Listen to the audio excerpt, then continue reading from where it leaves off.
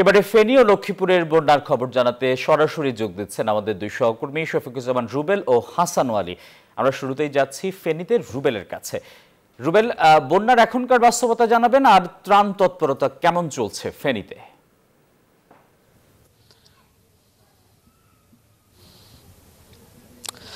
টিপু, ফেনীতে ত্রাণ তৎপরতা কিন্তু চলছে, কেননা ফেনীতে ত্রাণ তৎপরতা চালানো সহজ হচ্ছে এই মুহূর্তে, কারণ পানি কমে গেছে, রাস্তাঘাট জেগে গেছে, মানুষের বাসা বাড়ির পানিও নেমে গেছে। কিন্তু আমি এই মুহূর্তে যেই জায়গায় দাঁড়িয়ে আছি, আমি জায়গাটা দেখাতে চাই। এটা হচ্ছে ফেনীর মুহুরী নদী। এই নদী দিয়েই মূলত প্রথম পানি বাংলাদেশের বিভিন্ন জায়গায় ঢুকে। ফেনীর কয়েকটি যে উপজেলা রয়েছে, যেমন ছাগলনাইয়া, ফেনীর ফুলগাজী, তারপর পশুরাম, এই অঞ্চলগুলোতে এই নদী দিয়েই কিন্তু প্রথমে পানি ঢুকে। আপনি দেখতেই পাচ্ছেন নদীর যে চিত্র, প্রতিটি জায়গায় নদীর আশেপাশে যে পরিমাণ ভাঙনের শিকার হয়েছে, তাতেই বোঝা যায় যে কি পরিমাণ স্রোত ছিল পানির।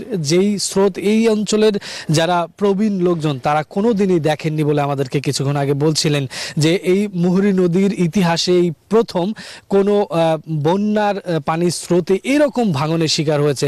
নদীর দুপাশের প্রতিটি গাছপালা দুমড়ে মুচড়ে গিয়েছে এবং পানির স্রোতে নদীর দুকুল ভেঙে গিয়েছে। আশেপাশের যেই বাড়িঘরগুলো ছিল সেই বাড়িঘরগুলো কিন্তু ভেঙে গেছে। আমি যতদূর দেখাতে পাচ্ছি, যতদূর চোখ যায়, এই মুহুরী নদীর আশেপাশের সব জায়গায় কিন্তু ভাঙনের শিকার হয়েছেন এবং এই নদীর পানি ধারণ ক্ষমতারও অনেক বেশি উপর দিয়ে পানি প্রবাহিত হওয়ার ফলে আশেপাশের যেই এলাকাগুলো ছিল সেই এলাকা প্লাবিত হয়ে যায় এবং মুহূর্তের মধ্যেই যে মানুষগুলো ছিল সেই মানুষগুলো আতঙ্কিত হয়ে পড়েন এবং তারা তাদের সয় সম্বল নিয়েও বিভিন্ন জায়গায় যেতে পারেনি, শুধুমাত্র প্রাণটুকু নিয়েই কিন্তু তারা যাচ্ছিলেন। আমাদেরকে বলছিলেন সেই বন্যার বিভৎস চিত্রের কথা, যে হঠাৎ করেই পানি যখন এই নদী দিয়ে হুড় করে ঢুকে যায়, এরকম স্রোত, সেই স্রোতে বাসাবাড়ির সব আসবাবপত্র ভাসিয়ে নিয়ে গেছে। শুধুমাত্র জীবনটুকু নিয়েই, জরুরি সামগ্রী নিয়ে তারা আশ্রয়স্থলে পৌঁছেছিলেন। সেই চিত্র আমরা দেখছিলাম সকাল থেকে। সকল জায়গায় কিন্তু এই পানির আগ্রাসী রূপের চিত্র কিন্তু এখন পর্যন্ত স্পষ্ট ফুটে আছে। তো সব মিলিয়ে ফেনী থেকে এই ছিল এই মুহূর্তে। আমাদের আরেক সহকর্মী রয়েছেন লক্ষ্মীপুরে, সেখানে বন্যা পরিস্থিতি জানাবেন হাসান ওয়ালি।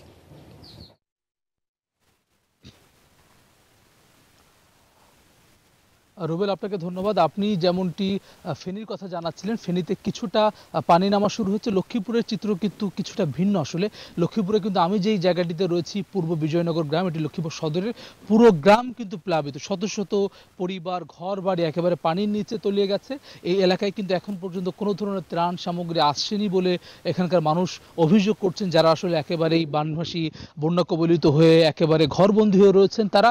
যার ফলে আমি অন্যান্য এলাকায়ও ঘুরেছি, লক্ষ্মীপুরের বেশিরভাগ জায়গায় কিন্তু দেখেছি এমন পানিবন্দী অবস্থায় মানুষ রয়েছেন। এলাকার মানুষ যারা আসলে তরুণ বিশেষত, তারা নিজ উদ্যোগে কিছু উদ্যোগ নিয়ে কিন্তু আসলে সাধারণ মানুষের ঘরে কিছু শুকনো খাবার পৌঁছে দেওয়ার চেষ্টা করছেন। আমার সঙ্গে রয়েছেন একজন তরুণ, যারা আসলে এই এলাকায় সাধারণ মানুষের পাশে রয়েছেন। আমি একটু জানতে চাই যে কত ঘর, আসলে কত পরিবার এখন পানিবন্দী এই অবস্থার মধ্যে রয়েছে। এই সড়কটিও কিন্তু, রাস্তাটি পুরোটি আসলে একেবারেই অনুপযোগী চলাচলের জন্য, সেটির কারণেও কিন্তু মানুষের অসুবিধার নানানভাবে। আমাদের এখানে 120টি পরিবারের বেশি পানিবন্দী আছে। তো গত প্রায় 20-25 দিন যাবত এখানে পানিবন্দির কারণে মানুষ ঘরে রান্না করতে পারে না এবং কি খাবার সংকট। তো আমরা নিজস্ব উদ্যোগে আমাদের এলাকার কয়েকজন যারা বিত্তশালী আছে তাদের কাছ থেকে কিছু ফান্ড গ্রহণ করি। আমরা কিছু ফান্ড গ্রহণ করে আমরা শুকনো খাবার, যাতে আপাতত মানুষ বেঁচে থাকে, সেজন্য আমরা জায়গায় জায়গায় গিয়ে ঘরে ঘরে দিয়ে আসি। যেমনটা আসলে একজন বলছিলেন যে তারা নিজ উদ্যোগে এলাকার অন্যান্য মানুষ যারা বাইরে রয়েছেন তাদের সহায়তায় কাজ করছেন, কিন্তু খুব একটা সহায়তা বাইরে থেকে, সরকারি বেসরকারি সহায়তা, সেটি আসেনি, তেমনটি কিন্তু সাধারণ মানুষের অভিযোগ। আমার বাম পাশে যে বাড়ি রয়েছে, ডানে পুকুর রয়েছে, পুরো জায়গাটা আমরা দেখেছি একেবারে তছনছ হয়ে গেছে। পুরো ঘরে একেবারে অবশিষ্ট কোনো অংশ নেই।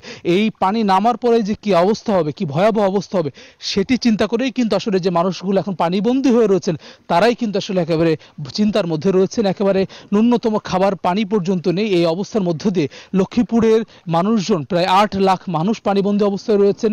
প্রায় 100টি গ্রাম কিন্তু এই অবস্থার মধ্যে রয়েছেন।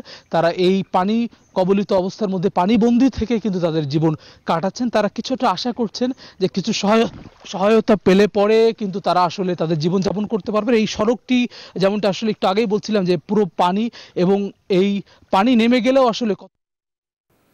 হাসান আলী, আপনাকে ধন্যবাদ।